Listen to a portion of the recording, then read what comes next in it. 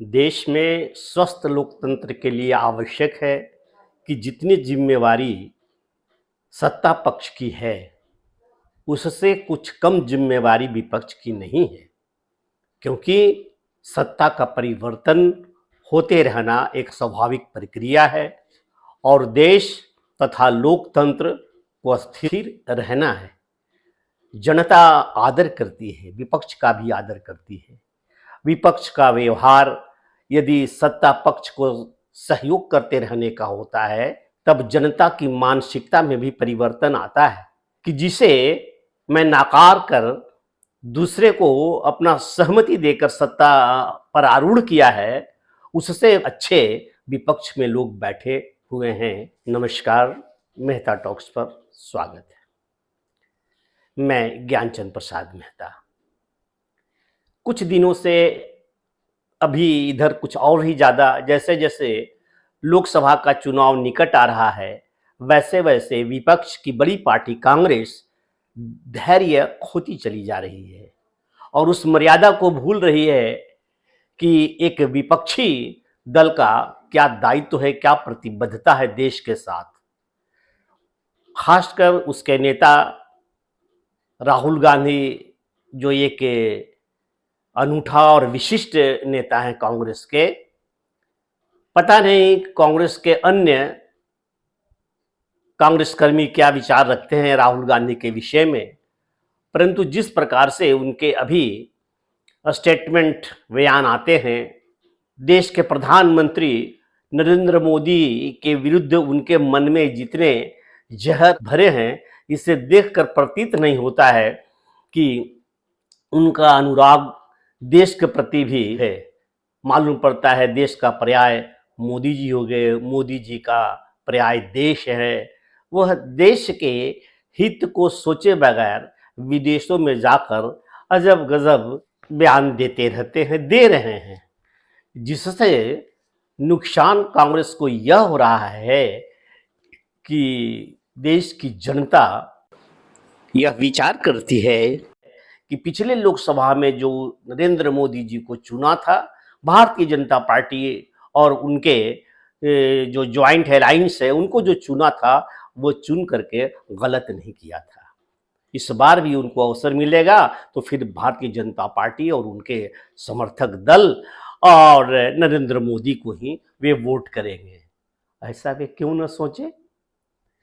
क्यों आप अपने जिम्मेवारी से फिसलते दिखते हैं? राहुल गांधी ने पिछले दिनों भारतीय मुसलमानों को लेकर अमेरिका में जो कुछ कहा, उसका ध्यान आपको, हमको और आम भारतीयों को होना ही चाहिए, ताकि सबको पता चल सके कि राहुल गांधी के विचार कितने अच्छे हैं। इंडियन मुस्लिम लीग के चाल चलन और उसके चरित्र को लेकर खुद जवाहरलाल नेहरू ने ही इंडियन मुस्लिम लीग के गठन का विरोध किया था। इंडियन यूनियन मुस्लिम लीग का गठन 1948 में स्वतंत्र भारत में हुआ था। लेकिन आज राहुल गांधी क्या कहते हैं?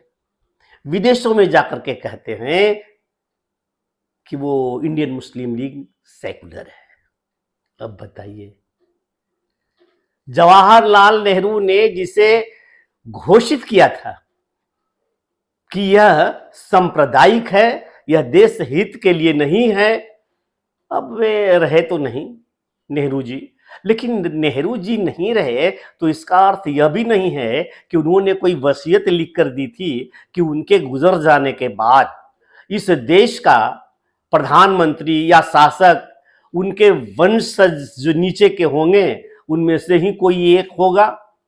नहीं तो फिर यह है सोनिया गांधी या फिर प्रियंका गांधी और फिर राहुल गांधी इतना जिद में क्यों है? क्यों इंडियन मुस्लिम लीग की पैरवी किए चलते हैं और यह बता देते हैं कि वह सेकुलर है? नेहरू के बाद सारा किया धरा कांग्रेस का ही है कि लाल बहादुर शास्त्री के बाद श्रीमती इंदिरा गांधी, राजीव गांधी और अब छटपटाहट है कि राहुल गांधी क्यों न सत्ता में आए। कांग्रेस सत्ता में पुनर्वापसी के निमित्त उस लालच में, लोभ में कांग्रेस का नेता राहुल गांधी देश हित का विचार किए बगैर मुसलमानों के मन में एक काल्पनिक भय पैदा किए चलते हैं। भय के भूत खड़ा करना, उनके वोट प्राप्त करने के अपनी पुरानी नीति पर लौट आए हैं। इसकी पुष्टि राहुल गांधी के इस बयान से हो जाता है कि इंडियन मुस्लिम लीग पूरी तरह से सेकुलर है। क्या बात है। और पुनः सत्ता में वापस लौटने की एक चाबी मांगती है। फिर से वही संप्रदायवाद, फिर से वही मुस्लिम लीग, लेकिन जमाना बदल चुका है। 1947 और यह 2023 में बहुत फर्क है। मुसलमानों में भी एक तबका, एक बहुत बड़ा तबका राष्ट्रवादी होने लगे हैं। उन्हें गर्व है अपने देश के उत्थान पर, अपने समाज के विकास पर। उन्हें गर्व है भारत के प्रधानमंत्री नरेंद्र मोदी पर। कहीं ऐसा न हो कि अठन्नी के फेरा में राहुल गांधी अपनी चवन्नी भी न खो दे।